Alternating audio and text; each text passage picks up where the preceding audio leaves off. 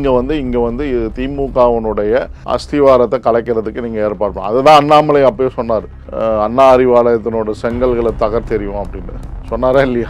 எப்படியாவது நீங்கள் வந்து அரவிந்த் கெஜ்ரிவால் மாதிரி அங்கே அரெஸ்ட் பண்ண மாதிரி ஒரு ஸ்டாலினை அரெஸ்ட் பண்ணாதான் வந்து 1.5 வருஷத்துக்கு முன்னாடி 2 வருஷத்துக்கு முன்னாடி ஃபைல்கள் வந்து அமித்ஷா கிட்ட கொடுத்துருக்காரு. இங்கே என்னென்ன ஊழல் நடக்குது, எப்படியெல்லாம் பண்ணுறாங்க, எப்படி இருக்குது ஆட்சி வந்து எப்படி காட்டாட்சியாக இருக்குது, எப்படி வந்து குப்பை கூலமாக வந்து ஆட்சியை நடத்திக்கிட்டு இருக்காங்க அப்படின்ற ஃபைல் வந்து ஏற்கனவே போயிடுச்சு. அதுதான் இடையில வந்து கவர்னரும் வந்து ஒரு 2 வருஷத்துக்கு முன்னாடி ஃபைல் கொடுத்துருக்காரு அமித்ஷா கிட்ட. இவங்க மணல் கொலையில் என்னென்னலாம் பண்ணிகிட்டு இருக்காங்க அப்படின்றலாம் ரிப்போர்ட் கொடுத்துருக்காங்க. ஸோ இந்த ரிப்போர்ட்டெல்லாம் இருக்குது. இடி வந்து ஏற்கனவே நெருக்கிட்டு இருக்காங்க. ஸோ கவர்னர் கொடுத்த ரிப்போர்ட்ஸு இதெல்லாம் வந்து வச்சு பார்க்கும்போது காய்கள் நகர்த்தப்படும், கூடிய விரைவில் வந்து கைதாகக்கூடிய சூழ்நிலைக்கு தான் வந்து தள்ளப்படும். ஸ்டாலினோ இல்லை உதயநிதி ஸ்டாலினோ கைதாகிறதுக்கு வாய்ப்பு இருக்குது. இந்த மூத்த குடும்பத்துக்கு மேலே கை வைக்க போகுது. ஒன்று சபரீஷனை தூக்குவாங்க, யாராவது ஒருத்தர் தூக்க போகிறாங்க. சபரீஷன் என்ன பண்ணாரு? அவருக்கும் சம்மந்தம் இருக்கியா? அவர் ஓடி ஓடி போய் பார்க்குறாரு. செந்தில் பாலாஜி அரெஸ்ட் ஆனவனை ஓடி ஓடி முதல்ல போய் பார்த்தது இவர் தான். உதயநிதி ஸ்டாலினுக்கு முன்னாடியே பார்த்தது இவர் தான். ஸ்டாலினுடைய குடும்பத்துக்கு நெருக்கமாக இருக்கார். துர்கா அம்மையார், உதயநிதி ஸ்டாலின், அப்புறம் வந்து ஸ்டாலின், இவங்களுக்கெல்லாம் சபரீசன், இவங்க 4 பேருக்குமே நெருக்கமாக இருக்கக்கூடியவர் பி கே சேகர் பாபு. ஆகையினால தான் மத்திய உளவுத்துறை, அது இல்லாமல் ஐடி, இடி எல்லாம் உற்று நோக்கி கொண்டு இருக்கிறாங்க.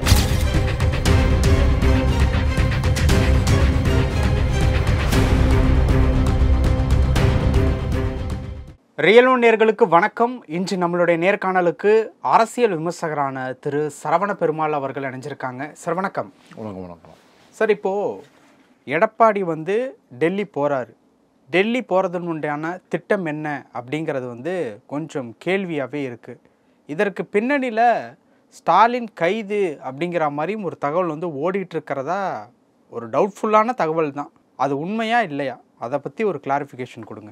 அனைவருக்கும் என்னோட பணிவான வணக்கங்கள். உலக தமிழ் நெஞ்சங்களுக்கு என்னோட பணிவான கனிவான துணிவான கருத்துக்களை தமிழ் கடவுள் முருகனோட திருவடிகள் என்று தெரிவித்துக் கொள்கிறேன். அதாவது வந்து பார்த்திங்கன்னா, இந்த அரசியல், தமிழக அரசியலில் நீண்ட நெடுங்காலமாகவே உற்று நோக்கப்படக்கூடிய குடும்பம் வந்து கருணாநிதியினோட குடும்பம். இவர்கள் எந்த அளவுக்கு வந்து ஆட்சியில் இருக்கும்போதும், வாஜ்பாய் காலத்துலேயும் சரி, அது இல்லாமல் தேவகவுடா காலத்துலேயும் வந்து பார்த்திங்கன்னா பல விதமாக வந்து இவர்கள் வந்து பணத்தையும் சொத்துக்களையும் வந்து சேகரித்திருக்கிறார்கள். இதெல்லாம் பல இடங்களில் வந்து லண்டன், அப்புறம் வந்து மலேசியா, சிங்கப்பூர், துபாய், இந்த மாதிரி இடங்கள்லாம் வந்து இன்வெஸ்ட் பண்ணியிருக்காங்க. ஸோ இப்போ இருக்கக்கூடிய சூழ்நிலையில் வந்து பார்த்திங்கன்னா, இப்போ வந்து ஏற்கனவே 2006லேருந்து 2011 வந்து அபரீதமான வந்து சொத்துக்களை, நிலங்களை வந்து இது பண்ணாங்க. இப்போ வந்து பில்டர்ஸ்ன்ற போர்வையில் அதுலேயும் வந்து களத்தில் இறங்கிட்டாங்க. இப்போ காசா கிராண்டில் வந்து ஏவா வேலுவுக்கு சம்பந்தம் இருக்குது. அதே மாதிரி பாஷ்யத்தில் வந்து கனிமொழி, அப்புறம் வந்து இவர் பி கே சேகர் பாபு, இது மாதிரி ஒவ்வொரு டிவிஹெச், அது வந்து இவரது நேரு குடும்பத்தினுடையது. இவங்கெல்லாம் வந்து பெரிய அளவில் வந்து பார்த்திங்கன்னா இந்த இதெல்லாம் சம்பாத்தியம் பண்ணி அதில் பல ஊழல்களை செஞ்சுருக்காங்க. இப்போ குறிப்பாக வந்து பார்த்திங்கன்னா சிஎம்டி அப்ரூவல் வாங்கினா வந்து பார்த்திங்கன்னா ஒரு ஸ்கொயர் ஃபீட்டுக்கு 50 ரூபாலேருந்து 100 ரூபா வந்து ஸ்கொயர் ஃபீட் லஞ்சம் கொடுத்தாங்களாம். அதை ஏற்பாடு பண்ணி கொடுக்குறது பிகேஎஸ் தான், பி கே சேகர் பாபு. அவர் துறை சார்ந்த அமைச்சரே கிடையாது, ஆனால் 4 துறைகளை வந்து கையாண்டு கொண்டு இருக்கிறார். இதெல்லாம் வந்து ஒரு காமெடியாக இல்லாமல், அறநிலைத்துறை இல்லாமல் வந்து நேருனுடைய அமைச்சகம், அது இல்லாமல் மணல் நேருடைய அமைச்சகம், நகர்ப்புற வளர்ச்சி, அதான் ஊரக வளர்ச்சி, அதான் அர்பன் டெவலப்மெண்ட். அதனால தான் அந்த துப்புரவு பணியாளர்கள் பிரச்சனையில் சண்டை வந்தது. அதில் அந்த இதில் வந்து நேருவுக்கும் இவருக்கும் வந்து விரிசல் அந்த கான்ட்ராக்டில்.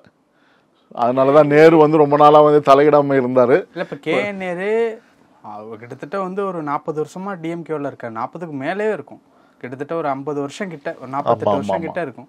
இவர் இப்போ தான் வந்தவர். ஆமாம்மா, அவர் இப்போ தான் வந்தார். பட் ஆனால் வந்து ஸ்டாலினுடைய குடும்பத்துக்கு நெருக்கமாக இருக்கார்.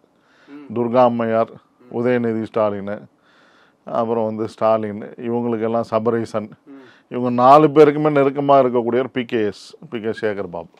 ஸோ ஆகையினால தான் மத்திய உளவுத்துறை, அது இல்லாமல் ஐடி, இடியெல்லாம் உற்று நோக்கி கொண்டு இருக்கிறாங்க. இது வந்து என்ன நடக்குது ஆக்சுவலாக? இப்போ எடப்பாடி அவர்கள் வந்து பார்த்தீங்கன்னா இடையில வந்து கவர்னரை சந்தித்து ஃபைல்கள் கொடுத்துருக்காரு. ஏற்கனவே இடையில வந்து ஒரு 1.5 வருஷத்துக்கு முன்னாடி 2 வருஷத்துக்கு முன்னாடி ஃபைல்கள் வந்து அமித்ஷா கிட்ட கொடுத்துருக்காரு. இங்கே என்னென்ன ஊழல் நடக்குது, எப்படியெல்லாம் பண்ணுறாங்க, எப்படி இருக்குது இந்த காட்டாட்சி ஆட்சி வந்து எப்படி காட்டாட்சியாக இருக்குது, எப்படி வந்து குப்பை கூலமாக வந்து ஆட்சியை நடத்திக்கிட்டு இருக்காங்க அப்படின்ற ஃபைல் வந்து ஏற்கனவே போயிடுச்சு. அதுதான் இடையில வந்து கவர்னரும் வந்து ஒரு 2 வருஷத்துக்கு முன்னாடி ஃபைல் கொடுத்துருக்காரு அமித்ஷா கிட்ட. இவங்க மணல் கொலையில் என்னென்னலாம் பண்ணிகிட்டு இருக்காங்க அப்படின்றலாம் ரிப்போர்ட் கொடுத்துருக்காங்க. ஸோ இந்த ரிப்போர்ட்டெல்லாம் இருக்குது. இடி வந்து ஏற்கனவே நெருக்கிட்டு இருக்காங்க. இப்போ நேற்று கூட வந்து போத்தீஸில் வந்து 100 கோடி ரூபாய் வருமான வரி ஏற்பு. என்ன சம்பந்தம்? இல்லை போத்தீஸ்லேயும் சம்பந்தம் இருக்குன்னு தான் சொல்கிறாங்க. ஸ்டாலின் போத்தீஸ் குடும்பத்தினருக்கு நெருங்கிய தொடர்பு இருக்குது. அதனால தான் அந்த இதில் எங்கே இது பண்ணாலுமே அது முதல் குடும்பத்தோட முடிச்சு போடுறதுன்னு இல்லை, அதுதான் உண்மை அப்படின்றது இப்போ ஒரு விசாரணையில் வெளியே வருது எல்லாமே.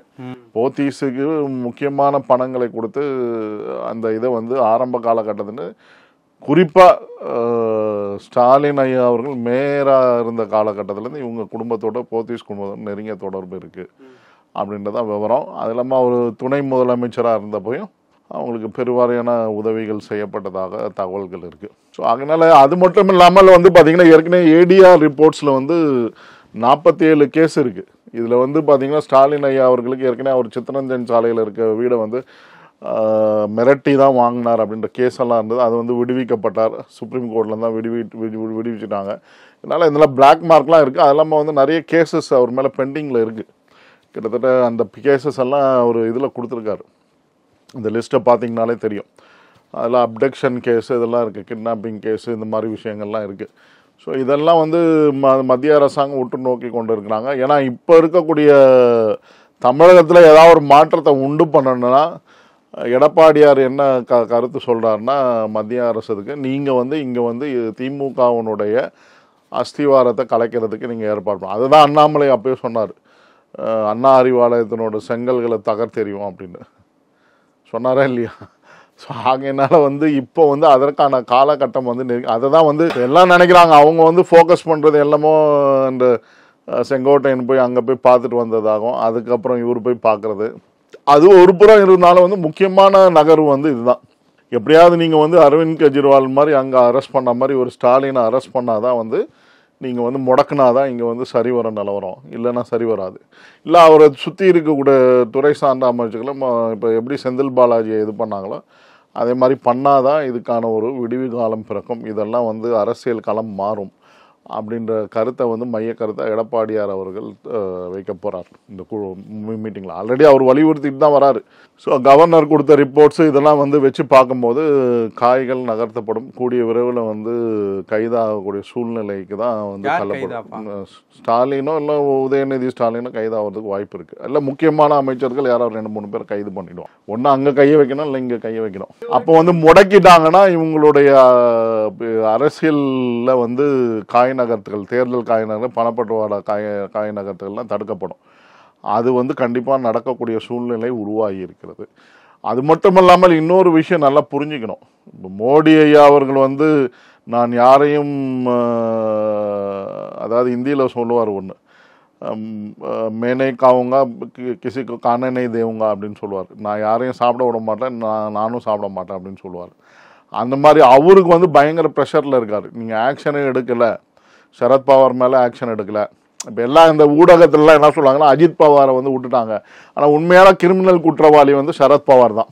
ஏன்னா அவருக்கு வந்து தவூத் இப்ராஹிமோட க்ளோஸான கான்டாக்ட்ஸ்லாம் இருக்குது அப்படின்றதெல்லாம் ரிப்போர்ட்ஸ் இருக்குது. ஸோ அந்த ரிப்போர்ட்ஸ் எல்லாம் வச்சுக்கிட்டு மோடி அரசாங்கம் என்ன செய்யுது அப்படின்ற ப்ரெஷர் ஏறிக்கிட்டே போகுது ஆர்எஸ்எஸ்லேருந்து. ஸோ பல பேர் வந்து இந்துத்துவவாதிகளை இந்த கேள்வி எழுப்ப ஆரம்பிச்சிட்டாங்க. சோனியா காந்தி அரெஸ்ட் பண்ண மாட்டாங்க ஹெரால்டு கேஸில், இதுக்கான சாட்சியங்கள் எல்லா டீட்டெயிலும் சேகரித்து சுப்பிரமணிய சாமி கொடுத்துட்டார். நோ ஆக்ஷனே எடுக்க மாட்டேங்கிறாங்க. தேர்தல் நெருங்கிறதுனால இங்கே வந்து கண்டிப்பான ஒரு முக்கியமான ஆக்ஷனை எடுக்கக்கூடிய சூழ்நிலைக்கு மோடி அவர்களும் தள்ளப்பட்டிருக்கிறாருன்னு தான் விவரம். ஸோ அதனால் அதை பண்ணலைன்னா இவங்க வந்து இவங்களோட சாணக்கியத்தனம் எல்லாம் போயிடும், வெட்ட வெளிச்சம் ஆகிடும்.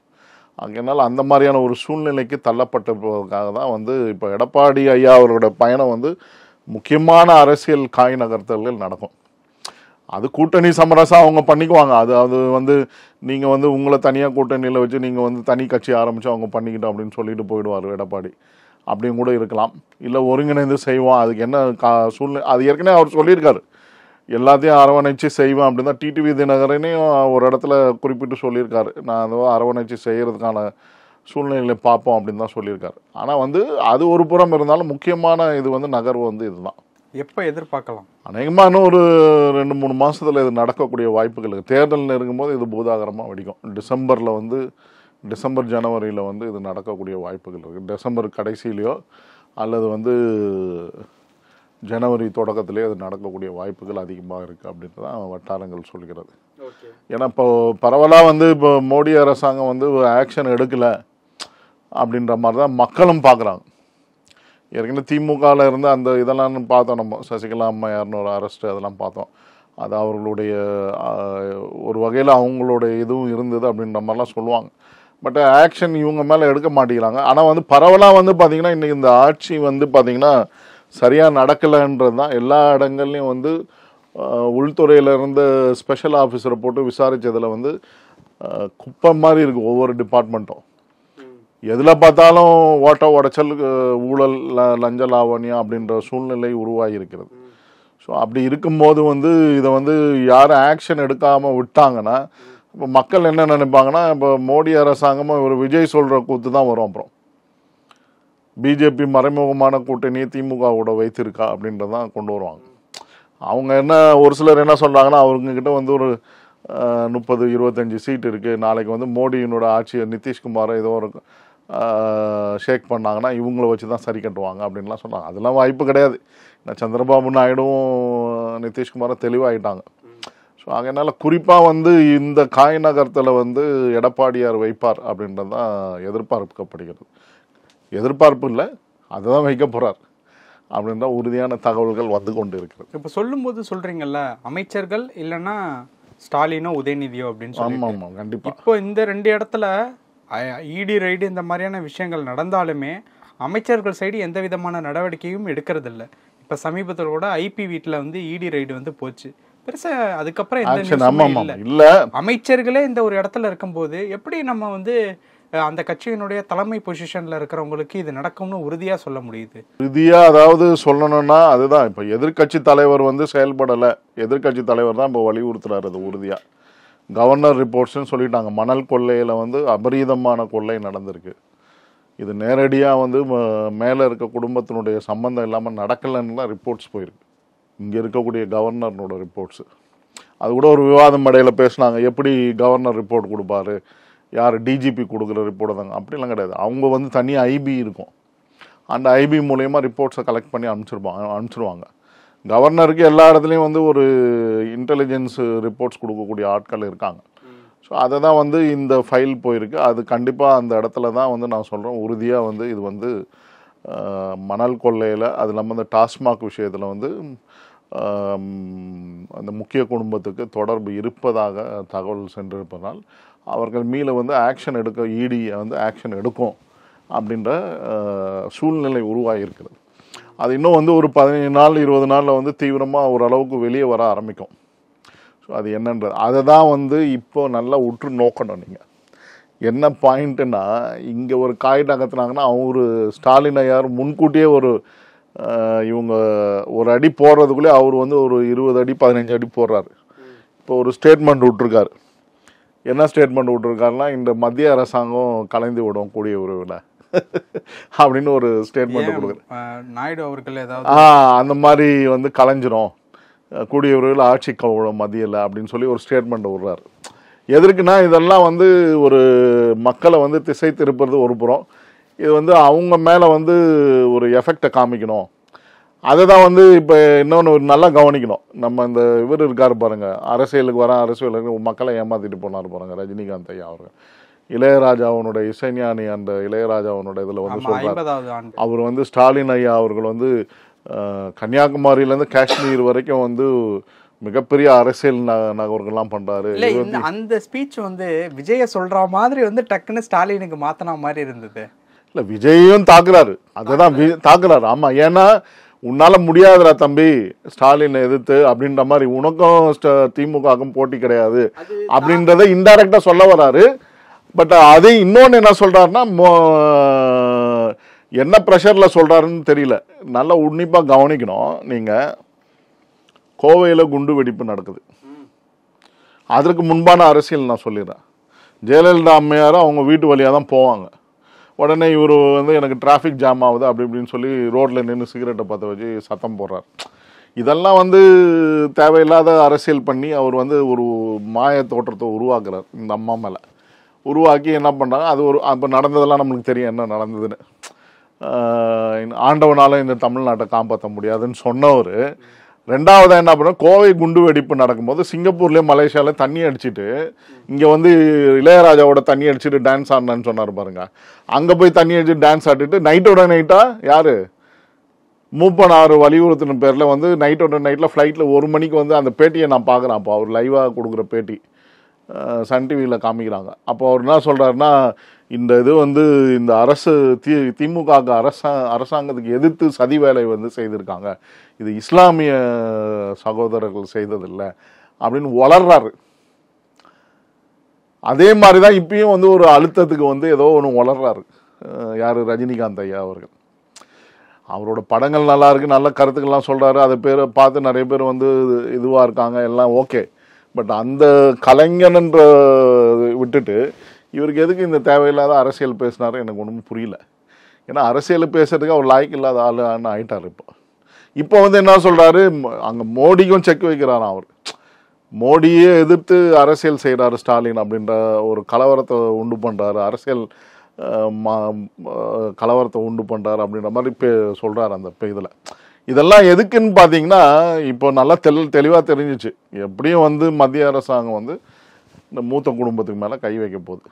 ஒன்று சபரீஷனை தூக்குவாங்க, யாராவது ஒருத்தர் தூக்க போகிறாங்க, இல்லை இப்படி தான் நடக்க போகுது. ஏதாவது ஒரு சபரீஷன் என்ன பண்ணாரு, அவருக்கும் சம்மந்தம் இருக்கு. ஏன் அவர் ஓடி ஓடி போய் பார்க்குறாரு? செந்தில் பாலாஜி அரெஸ்ட் ஆனவனை ஓடி ஓடி முதல்ல போய் பார்த்தது இவர் தான். உதயநிதி ஸ்டாலினுக்கு முன்னாடியே பார்த்தது இவர் தான். அங்கே இருக்க அதிகாரிகள் வந்து பாதுகாப்புக்கு இருந்த அதிகாரிகளும் வழிவிட்டு அவரை அனுப்புகிறாங்க. இதெல்லாம் வந்து உற்று நோக்கின மத்திய அரசாங்கம் வந்து இது ஏதோ பெரிய அவருக்கு வந்து சம்மந்தம் இருக்குது. ஏற்கனவே நடந்த அந்த விவகாரங்களில் வந்து லண்டனில் இன்வெஸ்ட் பண்ணி வச்சுருக்காரு, எல்லாம் வந்து இன்ஃபர்மேஷன்லாம் எடுத்திருப்பாங்க. ஸோ சிங்கப்பூர், மலேசியா, லண்டன் இந்த மாதிரி இடங்கள்ல, துபாய், அந்த மாதிரி விஷயங்கள்லாம் வெளியே வரும்போது இதை எங்கேயாவது கை வைப்பாங்க. அதுதான் வந்து ஒரு நகர்வு நடந்து கொண்டு இருக்கிறது. ஆனால் இது வந்து உறுதியாக என்னன்னா, இந்த டாஸ்மாக் வழக்கில் வந்து மூத்த குடும்பத்துக்கு தொடர்பு இருக்குது அப்படின்றத தெளிவாக எப்படி டெல்லியில் அரவிந்த் கெஜ்ரிவாலுக்கு சம்மந்தப்படுத்தினாங்களோ அதே மாதிரி இங்கே வந்து ஒரு கள நிலவரம் வந்து உருவாக்குவார். Already உருவாக்கியிருக்காரு governor, ரிப்போர்ட்ஸ்லாம் அனுப்பிச்சிருக்காரு. ஏற்கனவே இவங்க பண்ணுற அட்டூழியெல்லாம் வந்து வெட்ட வெளிச்சம் ஆக்கிட்டார் அவர் கவர்னர். அதனால தான் கவர்னர் எது சொன்னாலும் வந்து அதை அப்ஜெக்ஷன் பண்ணுறது. இப்போ எடப்பாடியார் அவர்கள் ஃபைலோட எடுத்துகிட்டு போயிருக்கார் அப்படின்னு தான் தகவல்கள் சொல்கிறாங்க. இதை நீங்கள் இந்த மாதிரியான அரசியல் காய் நகர்வு நடத்தப்படலைன்னா இந்த எலெக்ஷனில் வந்து கொஞ்சம் டஃப் இருக்கும் அப்படின்ற சூழ்நிலையை சொல்லுவார் அவர். ஸோ அதற்காக தான் வந்து இப்போ இந்த மாதிரியான ஒரு சூழ்நிலை உருவாகி இருக்குது. ஓகே சார், பல விஷயங்கள் பேசணும். நேரத்துக்கு ரொம்ப நன்றி. நன்றி.